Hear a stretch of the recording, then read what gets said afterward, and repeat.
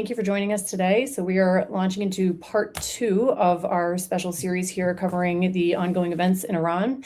We're joined here today by Mark Kelton by way of the Five Eyes Group, Ioannis Koskinas, CEO of Hoplite Group, and Hamlet Yousef, who is part of our economic and legal warfare team, but also by way of Iron Gate Capital Advisors. So thanks for joining us today. I think there's a lot to unpack, so let's go ahead and jump right into it. I mean, right out the gate, I think let's kind of go around and talk through the resiliency of Iran. I think that's something that is top of mind, along with a lot of these economic points here that we're going to be covering today. But yeah, let's field to the group. Mark, let's start with you here today as our newcomer to the group. What are your thoughts on Iran's resiliency to date? It's a pleasure. It's a pleasure to be here. So the question of resiliency is simple but difficult to address. It's simple in that we see what's apparent, that the Iranians are still in the fight and using asymmetric means basically to wage war and trying to spread the war throughout the Gulf. I think the obvious point being to try to put political pressure on the president, the administration, and to bring pressure from on the Gulf in particular to pull back in supporting or at least tolerating U.S. bases and all the rest that are supporting this effort. The difficult part of it is we don't really know what the war plan says, right? I mean, what did the war plan expect, right? So I've got to say that, you know, the chairman of the Joint Chiefs is quite specific in saying that he has a plan and he's prosecuting through it. My experience when war plans, it's phased, and he's moving through those phases. And by all evidence, although we can't see much because Iran has cut off most of the communication, we can't see the manifestations of the effect of that campaign. It's a devastating campaign by all evidence that we have. So the resiliency that we see may have been anticipated in the war plan. It may not. Of course, the effects politically are there, and we're going to talk about some of those, the economic effects and the like. But I don't think it's surprising at all. It's a country of 90 million people, deep hatred for the United States, experience fighting the United States, experience particularly in asymmetric warfare, intelligence operations, terrorism. So none of that would be a surprise, or should not be a surprise. Yeah, absolutely. And I'd like to open that to the group too. So Hamlet, Ioannis, feel free to jump in on that one, the resiliency piece. Sure. I'll add, I guess, two quick things here. I think we're going to see a test of resiliency, not only in terms of the Iranian regime, but also the Iranian people, because we got to keep in mind this conflict is not about Iran just as a monolithic adversary. This is a conflict against the Iranian regime, and I would argue it's probably a smaller subset of hardliners within the regime that are true believers and acolytes of Khomeini and Khamenei in their teachings. A bulk of the people inside Iran don't want the regime in an odd way. I don't want to say they welcome the conflict, but they welcome an ability to weaken the regime so they can step in.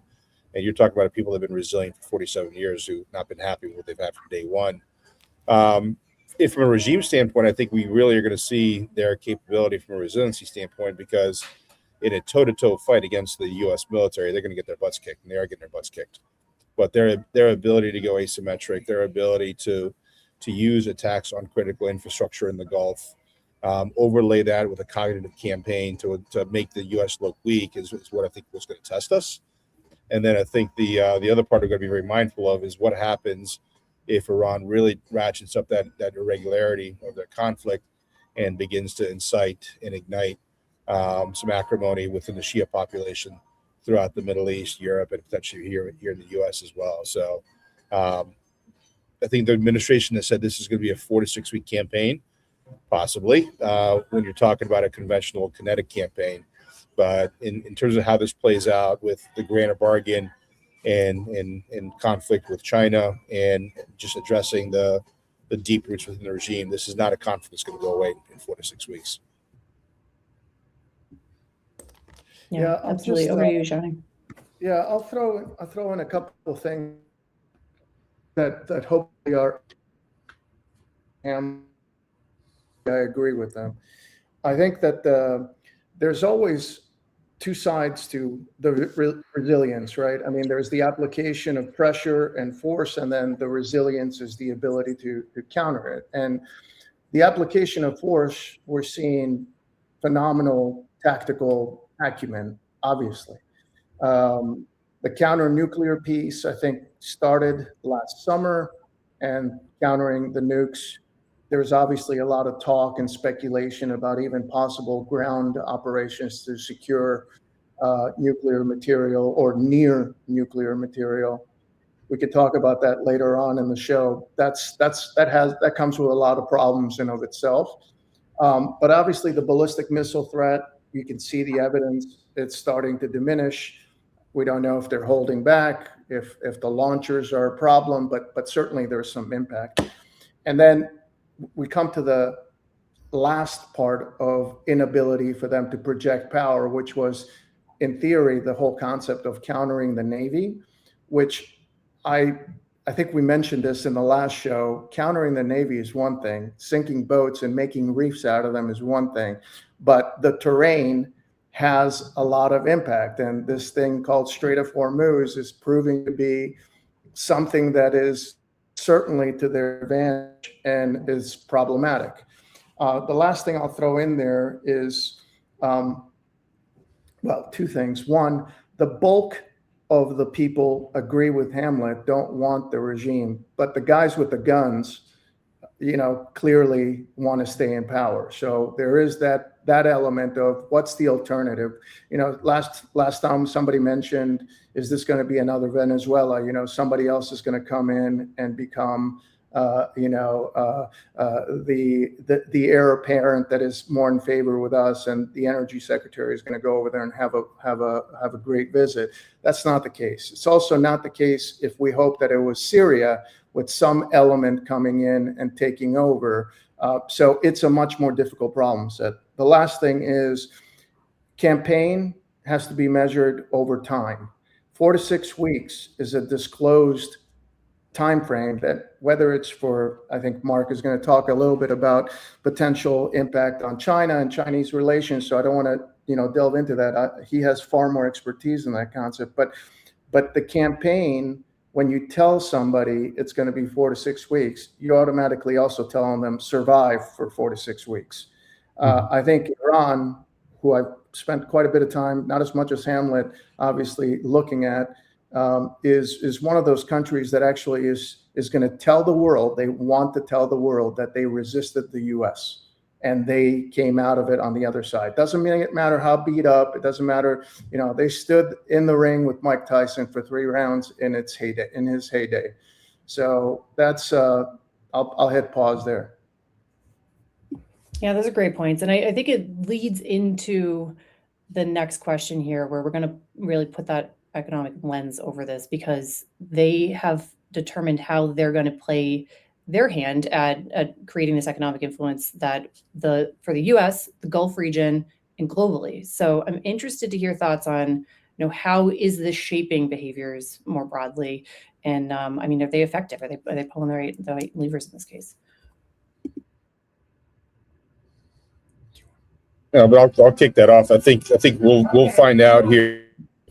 I think we'll find out pretty quickly here how this is going to play out, because I don't think anybody anticipated Iran so quickly hitting their neighbors, and hitting their neighbors not in a strategic sense where they're attacking military installations throughout the Gulf and the Arabian Peninsula. They're hitting commercial and infrastructure targets. They're hitting oil depots. So I think this is their attempt to destabilize, to force that to become a countering pressure on us, because right now they know that the Arab world is lining up against them and they're being supportive of American action. I think what they're trying to do is incite the Arab world from a population standpoint to rise up and pressure their governments for that support to fall off. I don't know how effective that is when you're lighting up oil fields and hitting hotels and civilian infrastructure. It's interesting. Go ahead. No, sorry, Mark, I want you to be the one answering this, but can I ask a follow-on question on this Sure. for you? You're a senior intelligence officer briefing the president Okay. Mhm. I know that's a tall order considering you've done it before, but let's just, imagine it for a second. You're there. I would think that if we have fidelity, or allies or us have fidelity enough to say there's going to be 12 senior officers in the bunker at this particular, imagine that we would have some kind of an insight as to what Iran's play is going to be once the missiles start flying. So how would you explain, was it a surprise, or was it more of, we know it's coming, we just weren't sure how effective they were going to be and how we were going to counter it? Well, I presume the president got a brief on the quality of intelligence that we have on Iran. You combine Israeli and American intelligence, it's obvious from the way the campaign is being waged that the intelligence is fantastic. The ability to, right from the outset, the ability to anticipate plans and intentions. And at the tactical level, of course, to adapt over time. We're degrading them and able to do it dynamically day to day.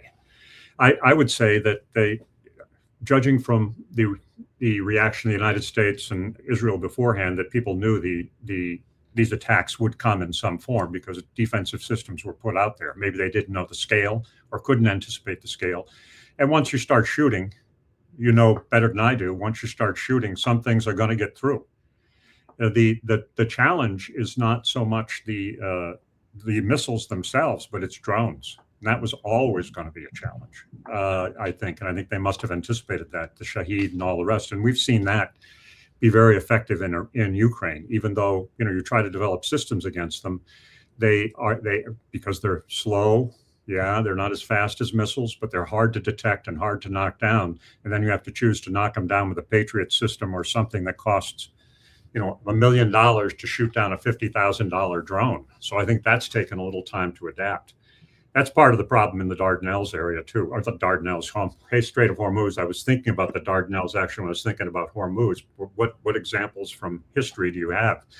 And the Dardanelles campaign came a cropper because the Turks could mine and cover the strait with fire, the Dardanelles, and therefore restrict British operations. It's the same challenge here, right?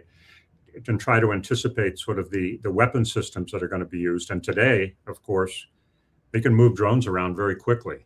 They're hard to track. Missile systems, different. So you can counter them, you can hunt them. Drones are very movable. They're in underground caverns, underground bunkers, or they can just be rolled out quite easily. So the ability to sustain a drone campaign is going to be much longer than a missile campaign anyway, whether it's on Straits of Hormuz or against the allies. I agree with Hamlet, though, that this attack, it seems ill-judged to me, and it seems a sign of desperation, striking at civilian targets in particular. If they were striking at U.S. bases, that'd be one thing. But striking at civilian targets, that seems to me to be a play, as Hamlet said, to try to stir up animosity just by doing it. I'm not sure that works. I mean, I'm by no means an expert on the Arab world, but when you start blowing up people's energy and their places of work and where tourists come and their shopping malls, I'm not sure that's an effective way to do it. If you're hitting U.S. bases, you could probably say that. There is one thing I would add, if I may, Mark, that Sure. one of the things, and I direct this more to an audience that, since it is irregular warfare, and we want to think about perhaps how this applies to irregular warfare. One of the things is we have to stay away from concepts that are linear and lack imagination. And I think that in some ways, all of us, and myself included, did not envision that they're going to go deep into Saudi Arabia in a quarter that is quite distant from them and start hitting Aramco, facilities, or Oman, the biggest port in Oman getting hit.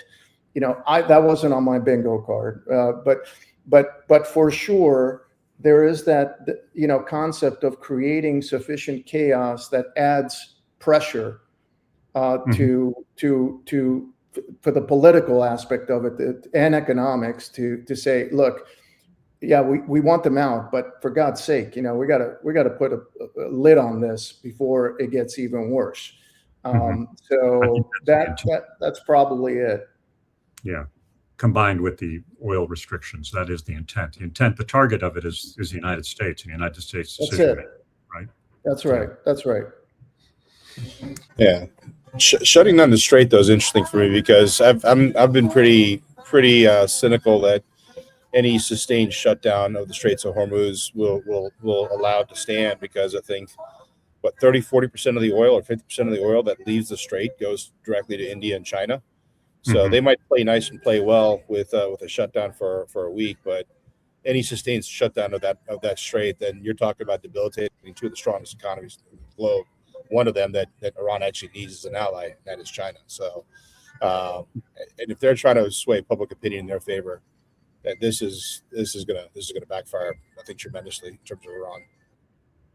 Yeah, about 20% of China's oil comes from either Iran. I think it's about 14% from Iran and 6% from Venezuela. So effectively, 20% of their oil can be restricted under the current environment, and that over time is going to put great pressure on China, and China is likely to push back and ask the Iranians to hey, knock it off after a while. It's interesting. There's been it may be related, maybe not, reports that the Chinese aren't flying aircraft as frequently against Taiwan, and people are speculating that they're conserving fuel. They're worried about jet fuel and things. I don't know whether that's true or not, but the last 2 weeks they've fallen off greatly. Could also be they don't want to stir things up at the time the United States is engaged in warfare and in advance of Trump's visit. But the oil pressure on China, will be a factor. The Russians, of course, are going to benefit a little bit from the alleviation of sanctions, right, in the short term, and I'm sure that's galling. I know it's galling for the Ukrainians, and it's galling for people, that abhor Russians' invasion of Ukraine.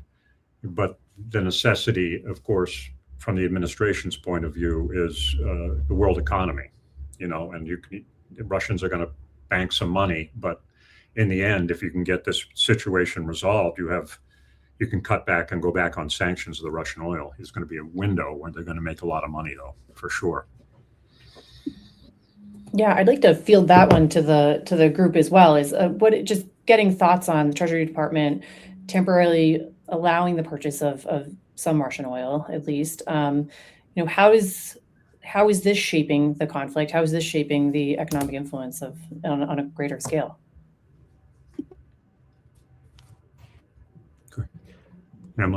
I'll jump in on that one real quick, because I think the biggest issue is really how I think that there's temporary massive gains financially for Russia.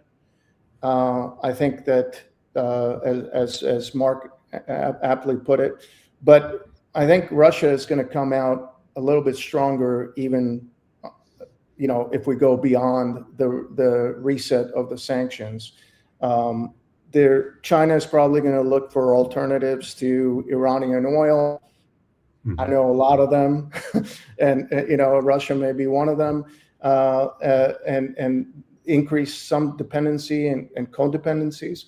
But there is that, again, the strategic issue in my head. What was the strategy? Did we think that we were not going to have to deal with this? I keep on picturing, and I used this example earlier today. If you're in DC, on Lafayette Square, you probably can go on Uber and you can get Uber X within a minute maximum.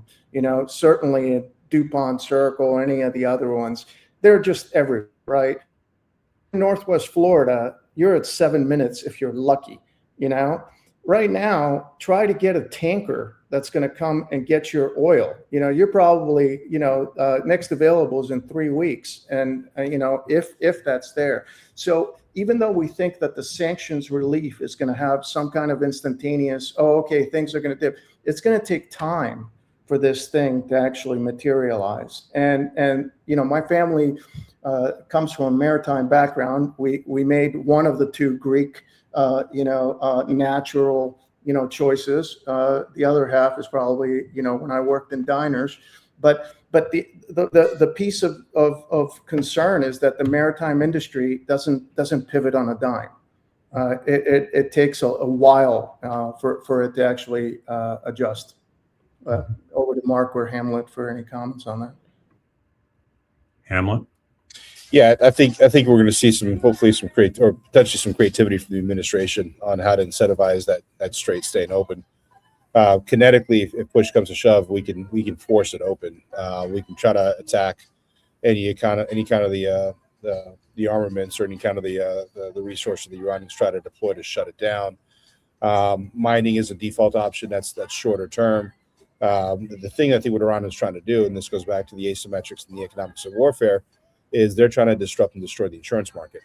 So if the world runs on finance, and if they're trying to disrupt the insurance market and try to disincentivize State Farm, or kidding here, obviously, but if they're trying to disincentivize shipping insurers from underwriting these ships to leave the port, this is where I think the administration is getting creative and thinking, okay, if the U.S. Navy steps in and the U.S. forces guarantee escort, is there a mechanism that would allow the U.S. government to step in and during this period offer the underwriting insurance to reopen those pathways? You take that approach, and you take the fact of what we said earlier, where any long-term closure of the straits just doesn't make sense. China and India are just not going to let it fly. This then becomes almost like a reactionary tactic from the Iranians, no different than them trying to attack Dubai and hitting the Burj Al Arab, or trying to attack civilian infrastructure in the Gulf. Is this truly a calculated strategic reaction? Or is this the fact that you've had in the last 2 weeks several senior heads of command and leadership killed? And when that happens, if you have a centralized run governance and military, who's making the decisions, and what's the quality of the decisions being made? Is the no just making an erratic decision, and is that erratic decision let's launch a bunch of drones against an oil infrastructure? And if that's the case, then I don't know what the next 4 weeks are going to hold, because you're at that point at the risk of having some people that are rabid hardliners making decisions that don't make strategic sense, that could lead into a pretty quick cascading set of scenarios that aren't going to be favorable. I think the IRGC is making the decisions, and people with experience in the IRGC. The current leader, the one-legged son or whatever, has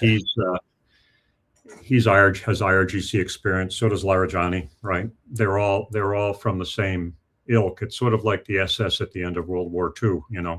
We're going to bring everything down and just burn down and fight to the end. Correct. So it's, I don't know if there's a lot of rational calculus except reversion to what they know. And the IRGC has been doing interdiction operations in the Straits for quite a little while, particularly with small boats and all the rest of that.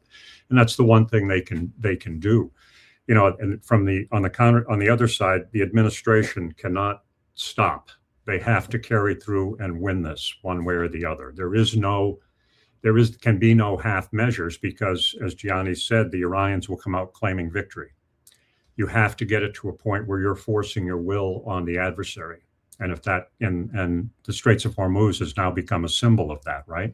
The ability to put oil through as symbolizes to many people in the West, at least, and in the United States, because that's what you see on TV.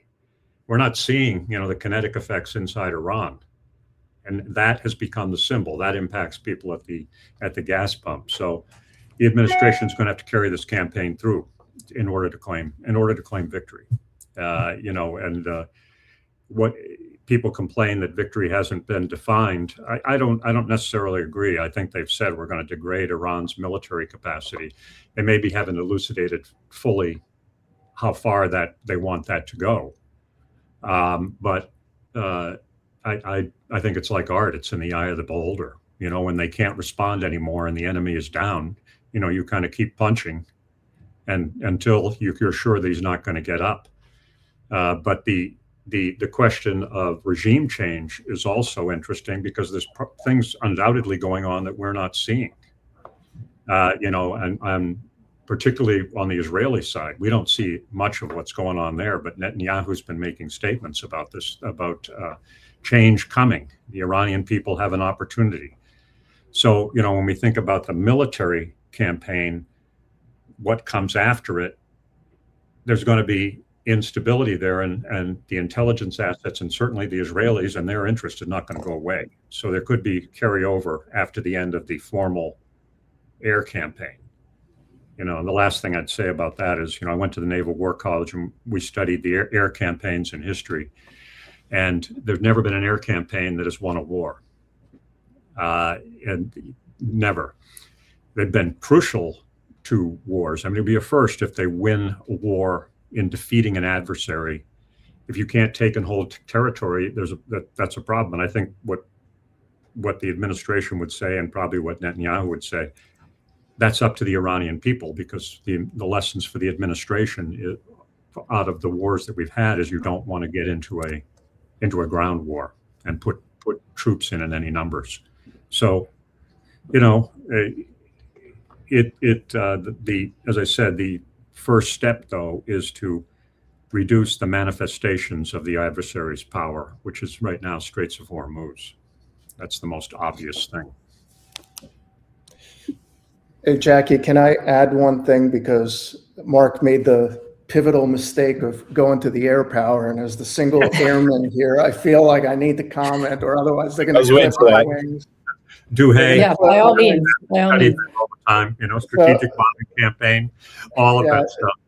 Yeah, it's so funny because, even when I went through like the Air Force's premier strategy school, you had those, even though you were being, get your vein out, plug in air power, theory.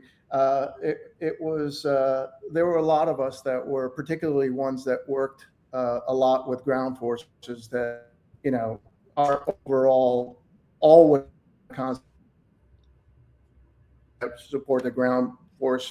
But there was a part of us as airmen that were like, yeah, we could do something, Mitchell-esque, kind of, we could. And obviously the air campaign over Serbia and bringing that one to a manageable, I wouldn't say an all-out win, but certainly a manageable thing. You still had to introduce something over Kosovo. You had to introduce ground forces. It wasn't just, anything. That aside, I think, holding territory is going to be there's a big debate, obviously. Do we want to put forces in? I don't know if you guys saw, but the Marines are sending USS Tripoli, or the Navy is sending USS Tripoli, is leaving Okinawa, I think, and it's steaming towards the Middle East. That may have something, to do with messaging or not. But one question for you, Mark, and if I may, and I'm sorry, it's just, having you on here is such a treat. I want to take advantage of it. Let's pause for a second. I love the arguments that people can have about counter and counter move. Let's say this is not, on an operational level, we talked about the three objectives that we have. Strategic, okay, we want to remove Iran from the calculation in the Middle East. There's a lot of things that can play at that. Grand strategic, maybe this is, to play against China. It is. Can you walk us through a little bit of that, and also if you can in your answer, if it's China, and you're getting most of the oil from the Gulf, does keeping the straits closed for a little while, does that play a little bit towards the making it a little harder for them, so they can actually feel the leverage a little bit more? And maybe that's not the case, but any of your thoughts? I don't think you can isolate what's going on in Iran from the grand strategy of the United States that's been articulated since this administration, second Trump came into power. First thing that they did was they sent Rubio down to Panama and said, China's got to get out of both ends of the Panama Canal. What you've seen after that is pressure first in the Western Hemisphere to remove Chinese influence, space denial to China, economic denial to China. Cuba is the next domino to fall there. They've already knocked out Venezuela. Cuba's going to go next. And then you carry over to Iran. And people have a phrase, the axis of autocracies. That's what I like to use. But you have China and Russia, but you have all of these little powers that have sort of adhered themselves to it, Iran being the most prominent. You've got North Korea, you've got Venezuela, you've got Cuba. So, what's happening now is that the United States, if the United States can win in Iran, as they will because Cuba's imminently going to go, within the space of 6 months, probably knocked out 3 prominent client states of China, right? And really what this war has shown, I would think, in Beijing and demonstrated to the world, is militarily, China has challenges. Despite their building all these platforms and all the rest, when they look at the performance of the United States military in Iran and contrast it to what they're going to have to face if they take us on in Taiwan, say, are they ready for that? Long distance fires, air defenses, all of that they're going to be looking at that and saying, hey, we better catch up. B, economically, the obvious restrictions, and I mentioned it earlier, oil. They have a problem, and oil's a big problem. The United States will effectively control 20% of their oil supply currently. We can restrict what comes out of Iran if you come out of this in a winning situation. And we certainly can restrict what's coming out of Venezuela and going to China. And the last bit, and probably the biggest bit, is image. China has postured itself as the up-and-coming power going to supplant the United States. And I think part of this war, the intent of the president and his people must be to posture the United States, or to make clear that the United States has not gone away before he goes to meet Xi at the end of the month, which is, I think, March 31st. And the agenda there, of course, will be for the United States, economic in the first instance, because we've got trade issues and everything else. But the overriding agenda will be Xi trying to judge Trump's resolve and what that means for East Asia, Taiwan, and the like. And Xi will undoubtedly make the argument, I think, that you guys have, reasserted yourself in the Western Hemisphere. We should be allowed to reassert ourselves in East Asia, and seeing how the president responds to that. I would think. But the United States is in a position to do great strategic damage to China if we can come out of this war with something that is clearly seen to be a victory. And to date, we're doing that. Straits of Hormuz aside, Iran will not be the power that it was. And the broader goal of that strategy, of course, is to pacify, or at least tamp down, the Middle East so we can shift resources to the Far East, particularly naval and air, right? So I think that's the thinking downtown. I mean, I'm not in their meetings, but that's what I would think, right? I think that's probably what they're doing. Yeah. I think all roads definitely lead to China on this one. This has been a long simmering trend that is just now, I think, starting to come to light. 7-8 years ago, you couldn't mention the word China and conflict in the same paragraph, let alone same sentence. DC held on to this false narrative that we're in a great power competition, where I think China is not competing with us. I think China wants to supplant us. That's not competition, that's conflict. Yeah. So I think if you're going to address a complex issue, you've got to frame the problem correctly. And understanding that we are at conflict, I think it's imperative. Diplomacy, economic warfare, trade warfare, kinetic conflict, those are all part of the same kind of paradigm. And I think we're in that stage now where this is a second Cold War, or is manifesting itself in that sense. Now, do I think us and China are destined for a deeper conflict? No. But I think what you're seeing right now is what this conflict is going to look like. A mix of irregular and cognitive warfare, pressure points from an economic standpoint, and hot conflicts in the region that deflect and draw and drain resources. I got to think Putin at this point is getting as a school kid, because he can't put troops into Iran to help the Iranians, but he sure can give Iran material support to help degrade us and consume our resources, no different than the West has done in Ukraine. I think this is the future at this point. And to me, there's some parallels here. The toppling of Maduro, the pressure on Cuba is next. The removal of a narco lead in Mexico and that full pressure of what's happening in Mexico, the Iran conflict. This is all a lead up to, as Mark referenced, a grand negotiating bargain meeting, whatever you want to call it, between Trump and Xi. This is, to me, looking a lot like, what was it, 2017, when I think March, and Xi pays a state visit to Trump in Mar-a-Lago, and between the entree and souffle, Trump basically lets Xi know that he's bombing Syria, and that was the beginning of the trade war. So this, to me, is this version of it.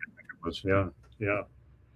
I think the other thing that has to be considered too is, that Russia and Ukraine war, part of the frustration that Trump has felt, I would think, it not being able to solve the war, is his ultimate goal is to peel Russia away from China also, right? Because they have problems, right?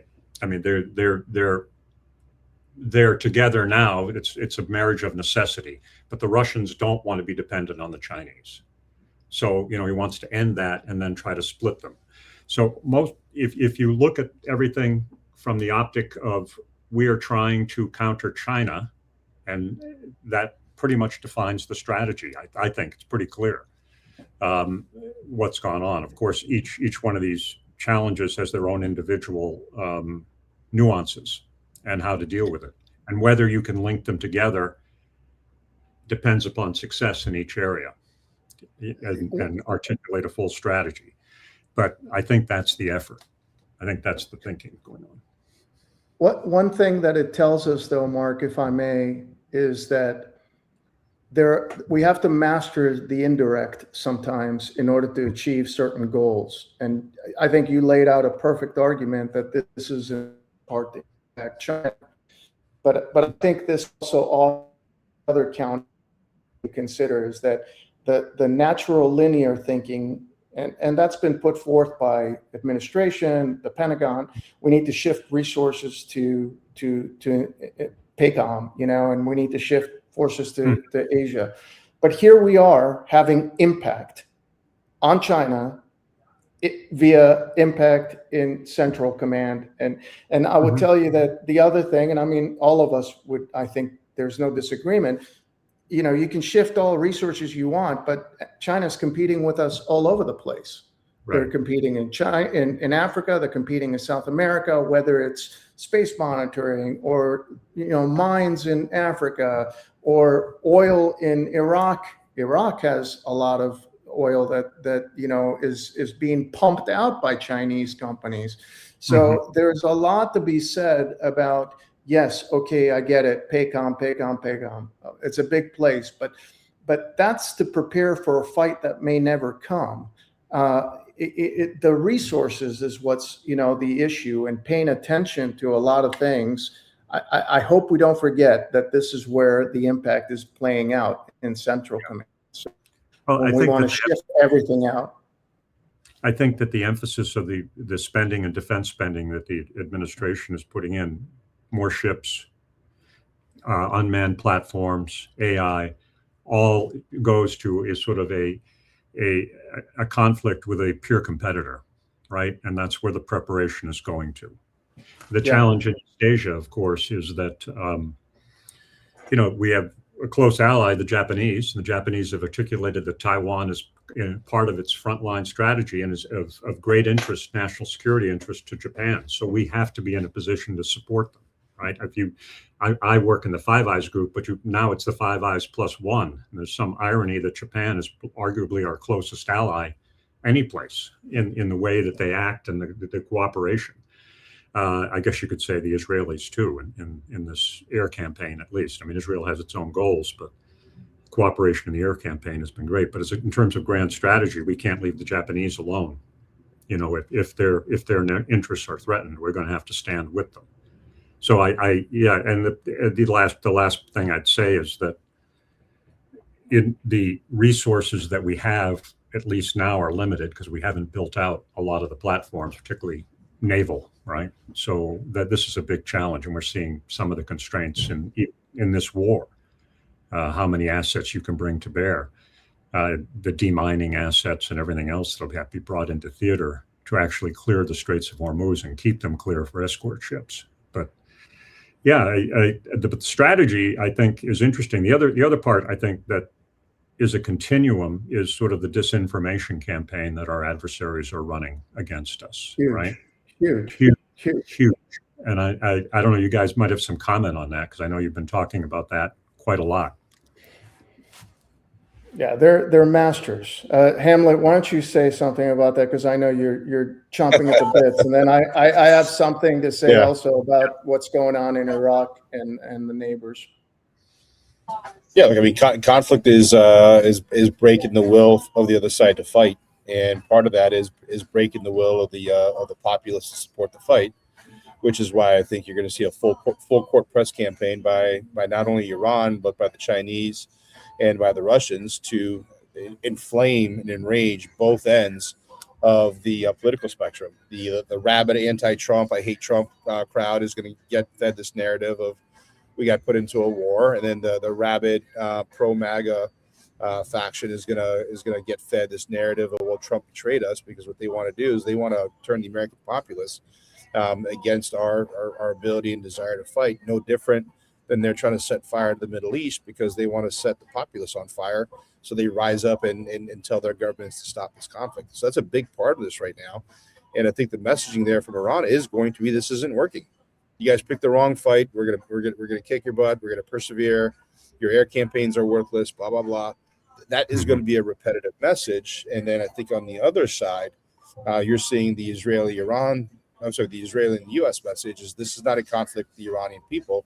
This is a conflict against the regime. The reason this is going to be a prolonged air campaign is because we don't want to put boots on the ground. Now, if we have to, we're going to show you our capabilities of what we can do, but I don't think anybody wants a ground invasion. I think what the ideal scenario is a continued degradation of the hardline regime, and hopefully this incentivizes some of the quote unquote hardline lights who aren't true hardline believers of Khomeini's teachings to rise up and eradicate some of the hardliners, and you have that change from within.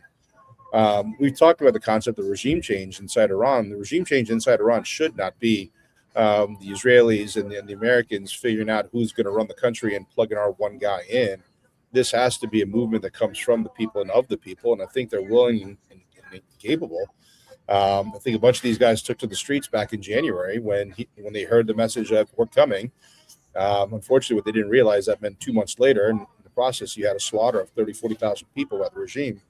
But I think as the regime continues to weaken, you potentially do see an opportunity for that change to happen from inside. But that motivating factor there is going to be driven by two things, really. It's going to be the foundation of the economy, because as things continue to get worse inside Iran, at some point, people are going to throw in the hat and say, you know, I've had it. We're not going to go after the guys who cause us. It's not the Americans, it's not the Israelis, it's the hardliners within the Quds Force establishment that are wrecking this country and this nation. Mm-hmm. And messaging has a big part to do that, to convincing people that this is what's happening. We're going to look past the noise, and we're going to take action. I have a lot. Obviously, we have less time than I have comments when it comes to information operations. So I'll go through a few of them. First of all, obviously, information operations happen on multiple dimensions: public affairs to our own people, strategic communications to a degree to allies and our own, and then more psyops and other factors. And obviously, we can break it down, white, gray, and all the other stuff. But the biggest thing right now is that I believe that we're in a phase where kinetics matter, and it almost overwhelms the IO contingent. When you listen to Pentagon or anybody else, it's almost like that IO message is really directed towards U.S. and allies, not necessarily towards the Iranians, because they're not paying attention. First of all, some of them may not have capabilities, but some of them do, but they're not going to believe this rah like we're omnipotent and we can do anything we want, and we can do. Okay, if you could, you would change a lot of things for me. So I think that we need to pay information operations for a long time. That is something that is going to take a long time to settle in. It's a subtle message. It takes a lot of nuance. And my only plug for that is really that I hope we wake up from this slumber that we've been in, that we think technology is going to solve everything, and actually keep on focusing some specialists in this. When all of us came of age and, approaching 60, I could tell you that when I came of age, we had specialists, we had Iran specialists, we had, Middle East specialists. It's not like fill in 2 years at CENTCOM. Okay, well, let's go. You're off to Korea, which is a lot of that has happened over the years. So specialization will take place because this is a very nuanced environment anywhere. But for me, Middle East is obviously very nuanced, and Central Asia. And the other thing is, I hope people are paying attention to what's being said in Arabic and in Farsi, and not just what you see in English, because they are on high transmit mode when it comes to narratives, appeal to Shia versus Sunni, one country versus the other, playing on fears, the end of time, Quranic verses, and we're sitting here going, we're kicking your ass and just going to keep on there's a bag full of whoop ass and it's coming out your way. So a lot of it is nuanced. So long story short, I hope we're paying attention detail. I think we are, obviously, but huge emphasis. Well, generalists don't win wars, generals do, right? And that's true in the intelligence arena too. You need specialists, you need people who are deeply experienced in areas. The last thing I'd comment on is sort of the terror threat. We're seeing it in the United States, in lone wolf people. The concern is, of course, that a bat signal will go out and Hezbollah people will, that are actually working as proxies for the Iranians, or IRGC and MOIS operations will be launched. They've certainly launched them in the United States. There was a kidnap plot of the lady up in New York where the IRGC, I think it was, going to kidnap her as MOIS and ship her down to Venezuela on a maritime kidnapping. That challenge is certainly there. It'll be interesting to see, what the Iranians do in that regard, if they do actually launch some state sponsored operations. But the events of the last couple of days certainly have made clear that we have to worry a lot about lone wolf operations, people that are radicalized themselves, right? And this, it's terrible, but that's the current world that we're in. I thought, I guess maybe I didn't think, but I hoped that when we knocked off Al Qaeda or degraded them and went after ISIS, that some of this would have gone away, but it still exists, and it's a problem. It's a problem. Yeah, well, gentlemen, thank you very much. I want to be mindful of time. I know we're getting near the end here. So I just want to offer to the group, if there's any final closing thoughts. Mark, starting with you, if you want to, kind of give your perspective or some insights at this point in looking ahead. Well, I don't really have any insights beyond what I've articulated here today. I just want to say thank you for having me today. It's a pleasure to have a conversation with you, and I look forward to doing so again in the future. Thank you. Great. Hamlet, Johnny, do you have anything for the group? Yeah, this is I think the future of conflict and warfare. This hybrid combination of economics, cognition, and kinetic. The mix of conventional warfare, autonomous warfare, and asymmetric is the future. I think we got a very, very bumpy near-term road ahead of us. I do think, Yanni has heard me say this before, peace can be breaking out in the Middle East. We have one big impediment to it right now, which is the Islamic Republic. I think if we can get through this and we get beyond the regime, the dynamics of the Middle East are very positive longer term, and I'm very excited about that. I also do think that, as all adversaries, China and the Communist Party is not 10 foot tall and bulletproof. They have their own issues and they have their own weaknesses, and this continued degradation of their economic power base is going to impact them. Mm-hmm. I'll end with a tribute to Mark. He mentioned the 31st as a date on our calendars. I think I'll make a very safe prediction that it's going to be pretty damn exciting between now and the 31st.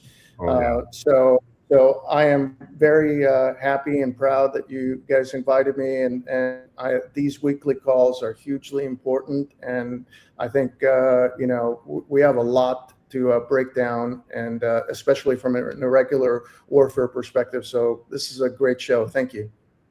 Yeah, we can have a discussion on the theory of air power the next time if you'd like to. There you go. I'm not sure how There many you go. people are going to tune in, but you're right. Yeah, I'd love to. Talk I about think you'd that. be surprised, Johnny. I think, we can maybe leave with that one. But to our audience, thank you for tuning in to this is part 2, and we're looking forward to putting together part 3, and keep an eye out for it. And thanks again. So on behalf of Regular Warfare Initiative, thank you. Thank you Thanks for very the much. patience for the bumper music in the background there too. Thank you. Thank you. All right, we'll see y'all. Thank you. Thanks, Mark. Thanks, Ioannis. Have a good weekend. See you guys.